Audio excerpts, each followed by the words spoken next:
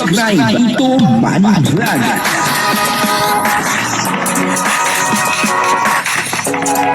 Payagan po si Tito Manny Vlog na mag-reactor para pambiling gamot sa kanya pong karamdaman.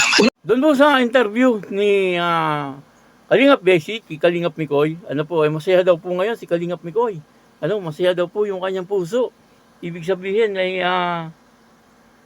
meron pong nagpapasaya sa kanya. Hindi naman po niya binanggit kung sino, pero ang palagay po natin dito ay walang iba kundi etong si Krista. Kaya lang, ito po pala ang gusto ni Krista. Delikado po etong si Kalingap Mikoy. Papanoorin po natin yung video at siyempre, bibigyan po natin ng konting reaction. Pero bago po yan, ako muna po yung bumabati sa inyong lahat ng magandang umaga, magandang tanghali at magandang gabi sa inyong lahat mga kapatid, kung saan man kayo ng panig ng mundo naroon ngayon, ay mag-iingat kayo palagi at pagpalain kayo ng ating Panginoon. Maraming salamat din po sa patuloy na tumatangkilik sa aking YouTube channel at nanonood sa aking video reaction. Patuloy lang po natin suportahan sila Kuya Val Santos Matubang, Kalingap Rab at Edna Vlog, Jack Tapia at yung mga kasamahan ko pong reactor sa Kalingap. Ganun din po yung mga charity vlogger na Kalingap partner. Ito po yung video na kung saan ay ito po pala ang gusto ni Krista. Grabe, talaga nga naman, etong si Krista, ano po kaya masasabi dito ni Kalingap Mikoy? Ang kabuuan po ng video ito yung mapanood po natin sa YouTube channel ni Kalingap Tata. Portahan po natin, Kalingap Tata. Ito po yung video, panoorin po natin. Na nag-sports po ako. Nag-sports ka pala, tulad ng volleyball. So, anong position mo sa volleyball? Ano po ako? Open spiker. Open spiker? Grabe, Yes. ang galing mag-spike. Sige daw, sampulo. Walang bola. Ganyan, di ba? Mag-spike? Yes po. Bagay ko sa'yo maging spiker kasi matangkad ka eh. Grabe. Kailan ka nagsimulang mag-volleyball? Ngayong yung grade 7 lang po. Grade 7, bago, ilang taon na? Lang po, mga 2 taon pa lang.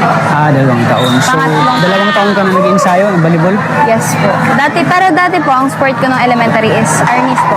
Arnis? Yes po. Arnis po. Yung ganyan, yung Opo. Yes. yung patama-tamaan lang dito. Tapos may cover sa mukha, di ba? Opo. Tapos dito. Grabe yung delikado magiging asawa mo yan. Papaluhin mo ng gusto. Buti nga po hindi taekwondo. Nagbabalak po nga ako mag-taekwondo. Sana ngayong kaso. Pero masaan yung mas gusto mo talaga yung volleyball o arnis? Ngayon po kasi nagsusubok pa lang akong volleyball. Pero mas ngayon. gusto ko po yung yung arnis po. Kasi yung arnis, special event yun eh.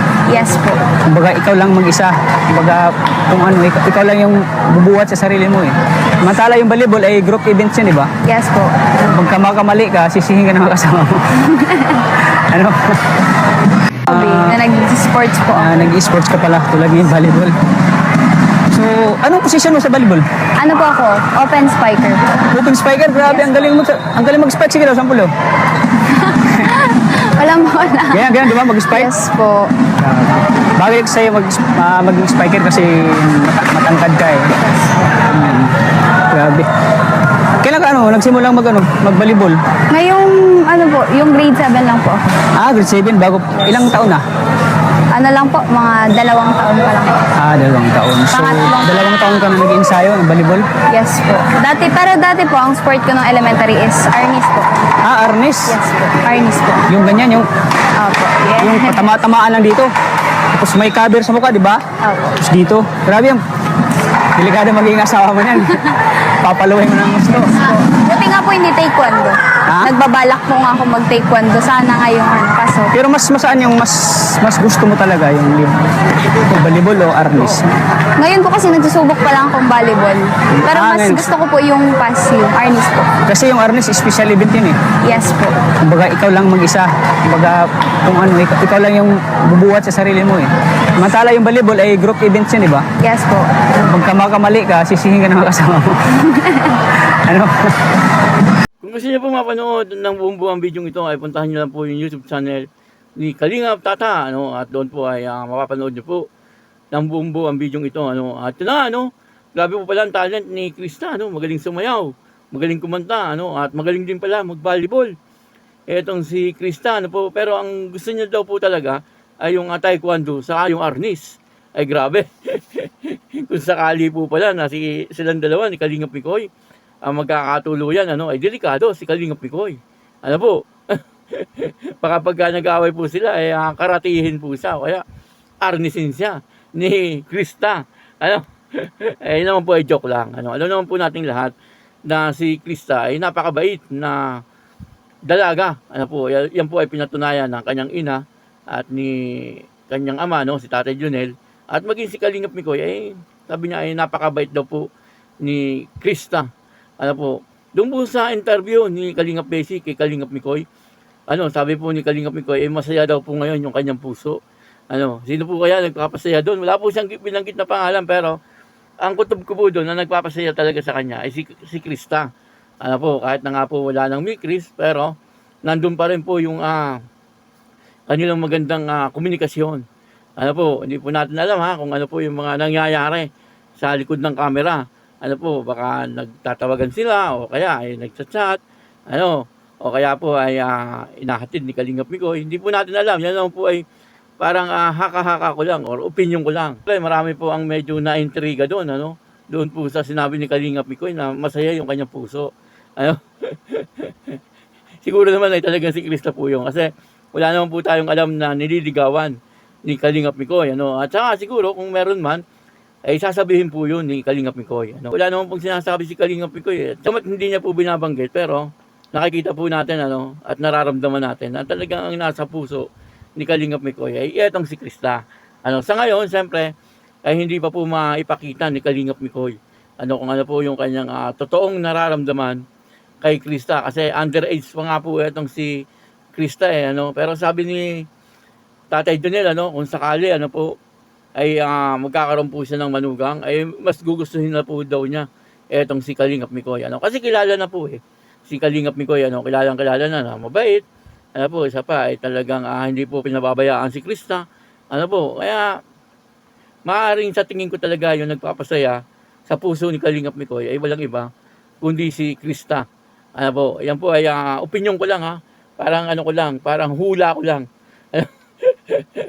Mahirap naman po magsabi tayo ng sigurado na wala naman po tayo nakikita na prueba.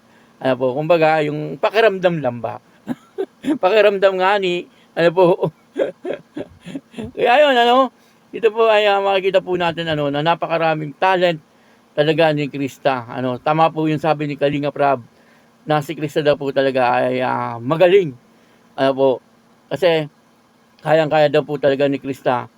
Kahit wala pong kalab team, ay talagang kayang-kaya po ni Krista. Ano, kasi marami po siyang talent Ano, pwede po siyang kumanta, ano, sumayaw.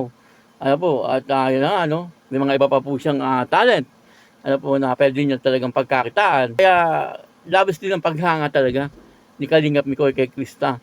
Ano, siyempre, kahit sino naman po, ano, ay talagang hahanga kay Krista. Bukod sa maganda, ay talagang napakatalino pa. Ano po, at ang isa pa pong nakikita ko kay Krista ay yung mapagmahal po sa pamilya. Ano po, kumbaga, halos naman po, ano, lahat ng Kalingap Angels nakikita po natin ay talagang pagdating po sa pamilya ay talagang mapagmahal po sila. Isa po itong si Krista sa nakikita ko na kaya po siya nagsisikap dahil po gusto niyang maiahon sa hirap itong kanyang pamilya. Ano po, kaya yun, ano, patuloy lang po natin suportahan. Ito po si Krista. Ano po, ganun din po si Kalingap Mikoy at si Kalingap Tata. Ano po, Kalingap Tata ay pakisuportahan po kasi medyo humina po ngayon ang kanyang YouTube channel. Ano po, maraming salamat po sa inyong lahat. At ako po si Tito Manny Vlog na nagsasabing God bless you all. Diyos mabalos.